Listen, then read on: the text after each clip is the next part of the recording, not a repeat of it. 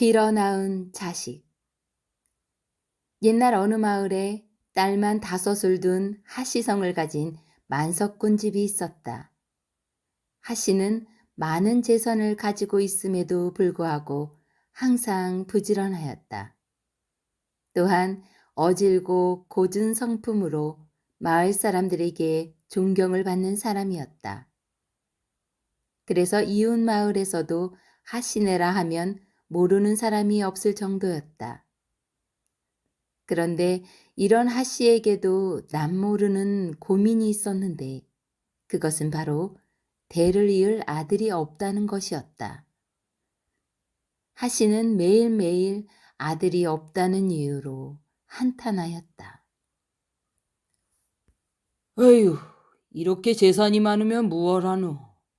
내가 죽으면 제사밥 차려주는 아들놈 하나 없으니. 여보, 술이나 더 내오시오. 오늘따라 옆집 돌쇠네가 부럽구려. 네. 만옥은 힘없이 대답하고 자리를 떴다. 옆집 돌쇠네는 가난하지만 아들이 셋이나 되는 집이었다. 하씨의 부인 만옥은 아들을 낳지 못하였다는 이유로 하루하루가 가시방석이었다. 그러던 어느 날 하씨 집에 노승이 시주를 하러 들렸다. 나무아미타불 관세음보살. 만옥은 쌀과 먹을 것을 시주하였다. 스님, 제가 아들을 낳지 못하여 이리도 마음 편할 날이 없습니다. 아들을 낳을 수 있는 무슨 방도가 없을까요? 허허, 부인. 사람이 생과 사는 하늘에서 정해주는 것인데 어찌 사람의 힘으로 할 수 있겠습니까? 제발요, 스님. 어떠한 방법도 좋으니 알려주십시오. 한참을 생각하던 노승은 말을 꺼냈다. 한 가지 방도가 있기는 한데. 네? 그것이 무엇인지요? 나중에 후회하거나 저를 원망하지는 마십시오. 아이고, 스님. 아들만 낳을 수 있다면 무엇이든지 하겠습니다. 정 그러시다면 내일부터 100일 동안 저기 보이는 전마산 중턱에 있는 사당에서 기도를 드리십시오. 100일간 지성을 드린다면 분명 아들을 보실 겁니다. 허나 이것만은 명심하십시오. 옛부터 자식은 빌어 낳는 것이 아니라 하였습니다. 부디 올바르게 키우시기를 바랍니다. 나무 아미타불 관세음보살. 그렇게 노승의 말대로 100일 치성을 드린 만옥은 정말로 이듬해 아들을 출산하였다. 아, 부인, 고생 많았어. 내 이제 죽어도 여한이 없소이다. 하씨와 만옥은 세상을 다 얻은 듯 기뻐하였다. 그렇게 행복한 시간이 계속될 줄 알았던 하씨네는 아들 용이가 커가면서 점점 힘들어져 갔다. 아들 용이는 너무 오냐오냐 키운 탓에 나이가 20이 넘어서도 철이 없었다. 매일같이 기방을 드나들며 돈을 써댔고 동네 처녀들을 희롱하는가 하면 투전판에서 시간을 보내기 일쑤였다. 그러던 어느 날 용이는 큰 사고를 치고 만다. 투전판에서 큰 돈을 따가지고 집으로 돌아오던 중 술에 취한 행인과 시비가 붙게 된다. 아이 누구신가? 하시네 망나니 도령 아닌가? 아유, 오늘도 그 부모님 돈으로 흥청망청 기방에 뿌리고 오셨나? 뭐라고? 당신 운 좋은 줄 아시오? 내 오늘 큰 돈을 따서 기분이 좋아 그냥 넘어가겠소만. 다음에 걸리면 가만 안 두겠소? 뭐라고? 채, 지까짓게 뭐라고? 아이, 누굴 가만히 안 둬? 이 망나니 같은 녀석이, 예? 그때였다. 행인이 팔을 잡고 늘어지자 용인은 팔을 뿌리치며 밀쳤고 그 바람에 행인이 넘어지면서 바닥에 머리를 부딪히며 의식을 잃었다. 용이가 놀라서 가까이 다가서려는데 벌써 바닥에 피가 흥건하였다. 아니 이를 어쩐다. 내가 사람을 죽이다니. 여기 있다가는 분명 감옥에 갈 것이야. 안 돼. 안 돼. 절대 그럴 수는 없어. 용이는 그 길로 한양으로 도망을 쳤다. 나는 이제 어떻게 살아야 하지? 가진 돈이라고는 이 돈이 전부인데.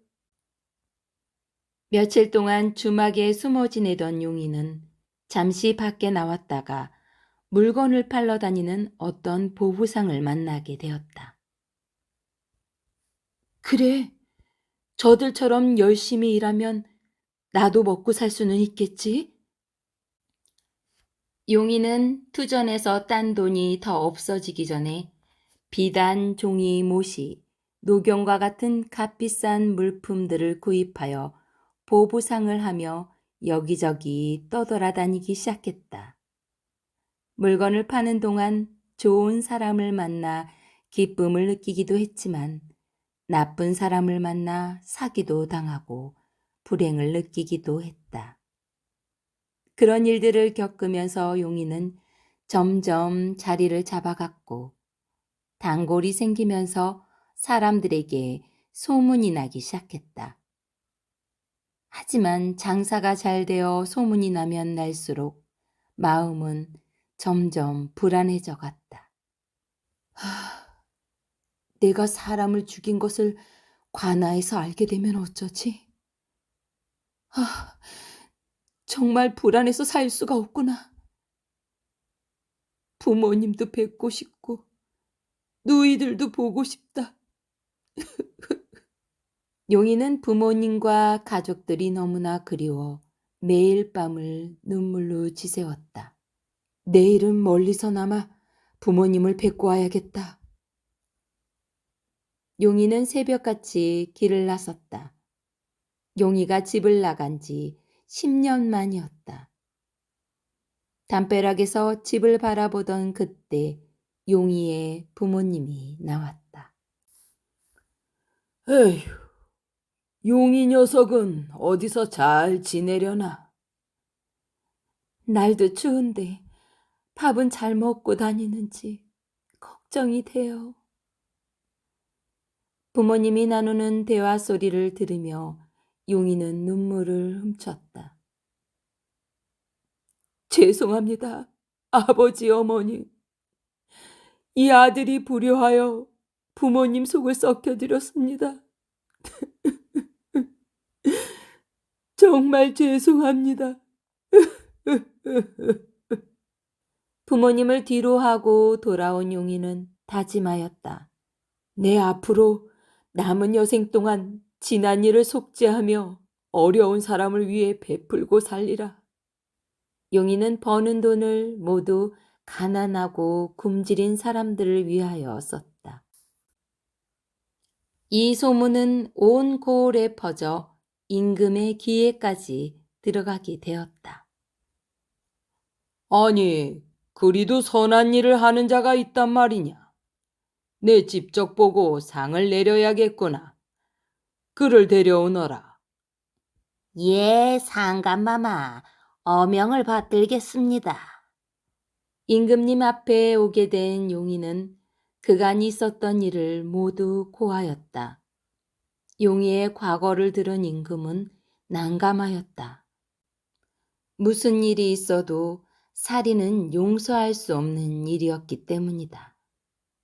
임금은 어쩔 수 없이 결단을 내렸다.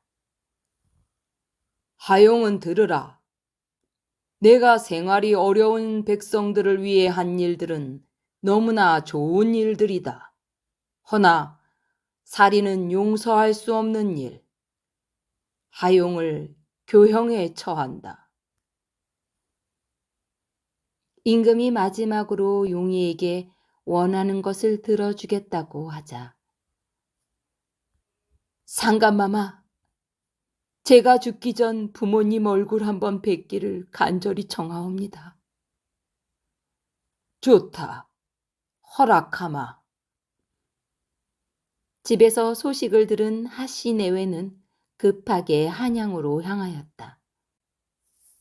임금님 앞에 도착한 하씨 내외는 임금에게 고하였다. 상감마마, 제 아들 용의는 살인을 저지르지 않았습니다. 무엇이라? 실은 10년 전 아들 녀석이 너무나 방탕한 짓을 일삼아 정신을 차릴 수 있도록 제가 동네 주민과 거짓으로 꾸민 일입니다. 다행히 다친 이도 없었으며 제 아들은 정신을 차리고 이렇게 훌륭하게 자랄 수 있었습니다. 일이 이렇게까지 커질 줄은 몰랐습니다. 상감마마, 부디 용서하여 주옵소서. 사연을 듣고 난 임금은 호탕하게 웃었다. 허허, 정말 훌륭한 아비로다. 자식의 인성을 바로잡기 위해 귀하게 얻은 자식을 내쫓다니. 내 너희 부자에게 큰 상을 내려 온 백성들에게 본보기로 삼을 것이다. 여봐라. 하용의 아버지에게는 많은 땅을 하사하도록 하고 아들 하용에게는 공명첩을 내려 본인이 관직을 원할 시 언제든 등용케 하거라.